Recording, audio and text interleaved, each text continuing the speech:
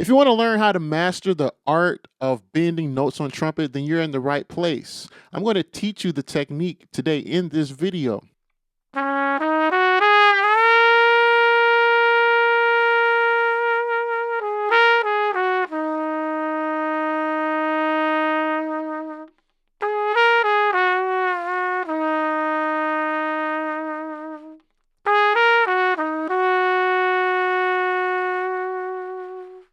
This technique allows you to be expressive in your trumpet playing, and it's used a lot in the jazz idiom. So let's not wait anymore. Let's get straight to the lesson. Now, there are a few things that you need to already have in place before you even consider bending notes on your trumpet. And the first thing you need to do is practice long tones. This is something you should do regularly anyway. And if you're thinking about bending your notes, by this point, long tones should be a regular habit. Now, why do I say start with long tones? Well, that's because it's a fundamental part of trumpet playing and there aren't a lot of moving parts. The main thing you need to concern yourself with is blowing steady wind into the trumpet. That's it. Make sure your sound is steady. Your sound will be steady if your wind is steady and if your body is still. So practicing long tones helps to make sure that's already in order. The second thing you need to already have in place are lip slurs. You need to have the ability to play lip slurs already. Lip slurs include two of the fundamental parts of trumpet playing. So you already have your steady wind in place, and on top of that, you're going to add the control of the tongue. So in order to play lip slurs successfully, you have a steady wind that's guided by the tongue. Now, I teach how to play lip slurs in a different video. That's not the focus of this video, but you do need to have that in place. And once you have that together, now you can begin to practice and explore bending your notes. Now, I think it's important to include this side note here, which is the term lip bends and lip slurs can be misleading because when it comes to trumpet playing, the entire function of the lip is to vibrate. That's it. So we don't really want to think about controlling our lips. Nope, we don't want to do that. We just want to focus on having a steady blow, and we change pitch by changing the direction of the wind, and we do that by changing the tongue.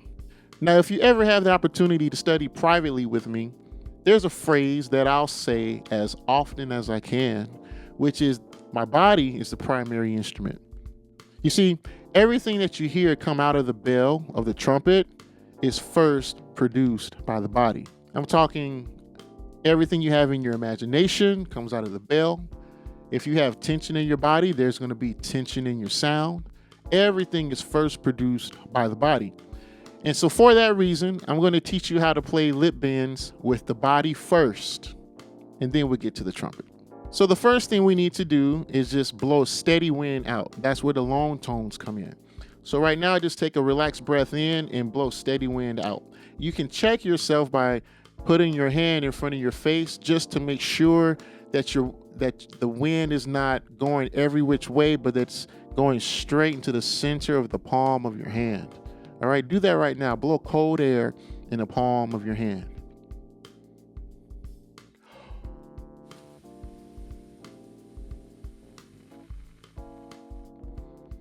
How did you do? Was it steady? All right, if it was not steady, just keep practicing that until it is. If it is steady, let's move on to step number 2. All right, now that we can blow steady wind, we're going to change the direction of the wind by raising and lowering of the tongue.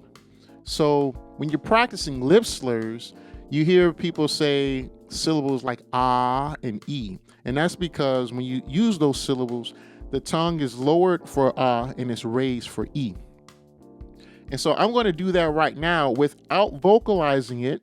I'm just going to go to the ah and e position of the tongue without vocalizing it. So if I were vocalizing it, it sounds like ah, e, ah, e. But I'm going to do that with steady wind and listen to how it sounds.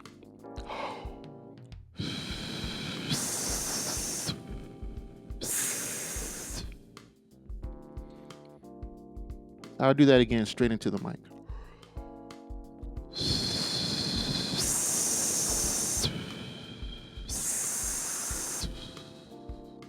Now, while I'm doing that, the wind sounds like it's changing, but I'm telling you, the velocity of my wind was the same. It was constant.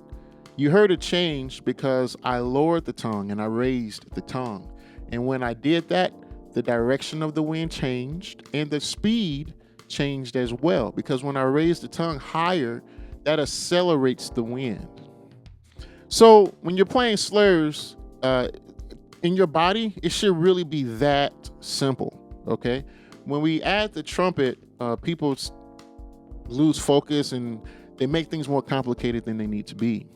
But it should be as simple as what we just did with the body. All right, now everything that I just did with my body, I'm about to do in the mouthpiece. So let's start with steady wind.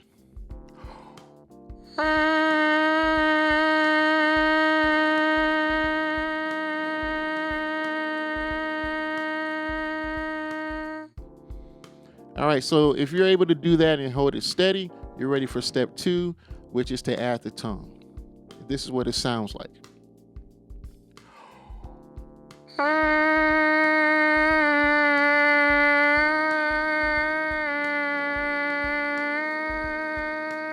Now, I feel it's important to say that you should play whatever note naturally comes out for you. That's the note that naturally came out for me. Yours might be higher or lower. Whether it is, doesn't matter. Whatever your first pitch is, just go lower from there and return to it. We're finally ready to bend notes. For a second, I want you to imagine an elevator that's going from one floor down to the next floor. Now, the floor represents a definitive slot.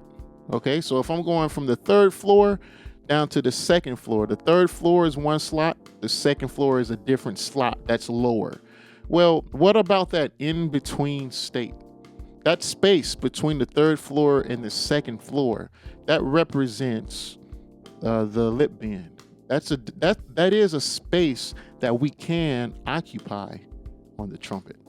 So I like to say that a lip bend is a slur in slow motion. So let's go back to the body, and I'm going to do the lip bend or the slur in slow motion. Sounds like this.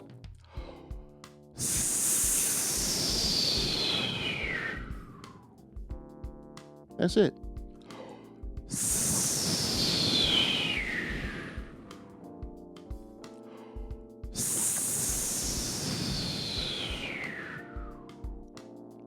So again, that steady wind. In this case, I'm starting with the tongue high and I am lowering the tongue slowly, okay? This is what it sounds like in the trumpet.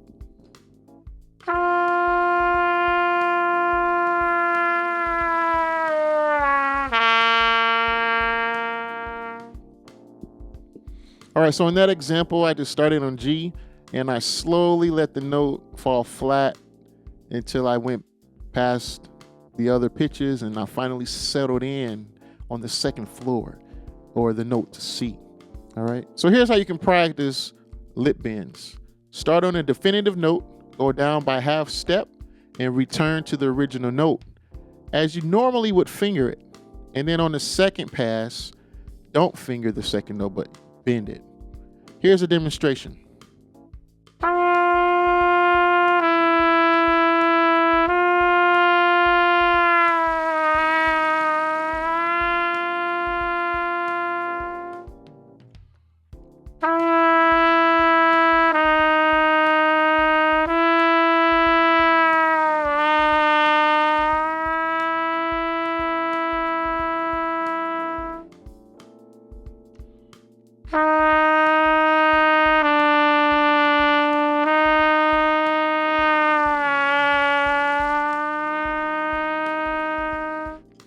And you just do that all the way down to the bottom of the trumpet. Now here's a bonus tip for you. Lip bends are harder to play as you go higher because the partials are closer. So if this is brand new to you, it's better to start in the middle range of the trumpet, which I'm calling 2nd line G, and go down from there. Now, what are some benefits to practicing lip bends? Why would anyone want to do this? Well, one thing is that lip bends help you find the resonant center of your sound. If you're able to control a note so much that you can bend it without pressing valves, That will allow you to have better control of the trumpet, just plain and simple. So when you're playing in a section with other trumpet players or in the band with other wind instrumentalists, you can hear, you can listen and adjust without always needing to move the tuning slide. That's a big deal. The second benefit of playing lip bends is blood flow. Playing lip bends can help the blood flow to the lips, which can relax the face. You don't have to be so tense in the muscles of the face and the lips, and so you can blow your trumpet freely. This is especially helpful at the end of a practice session or at the end of a performance. Which leads us to our third benefit, which is practice in this way can train your body to maintain a relaxed state as you ascend into the upper register. And finally, practicing lip bends can help you to have increased endurance because you're learning to play in a relaxed state without a lot of tension, without a lot of pressure.